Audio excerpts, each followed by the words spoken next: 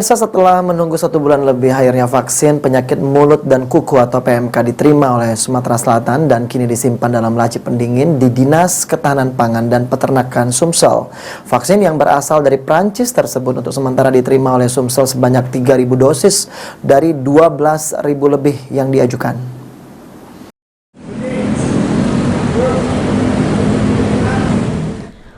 Vaksin dengan merek Altopor berasal dari Prancis diterima oleh Dinas Ketahanan Pangan dan Peternakan Sumsel untuk mengatasi penyakit mulut dan kuku yang menyerang pada hewan ternak, khususnya sapi di Sumsel saat ini.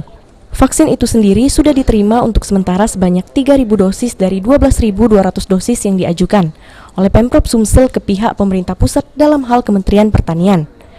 Selanjutnya, menurut Kepala Dinas Ketahanan Pangan dan Peternakan Sumsel, vaksin akan disuntikkan pada hewan ternak khususnya sapi yang belum tertular PMK.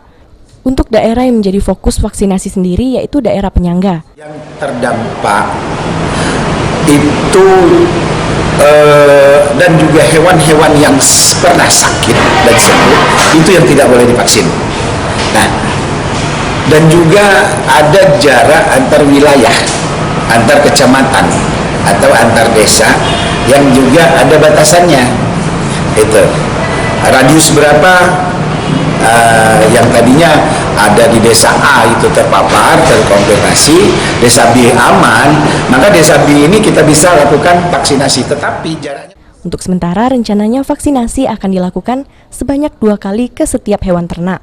Setelah 6 bulan barulah akan dilakukan booster. Firman Hidayat, PAL TV.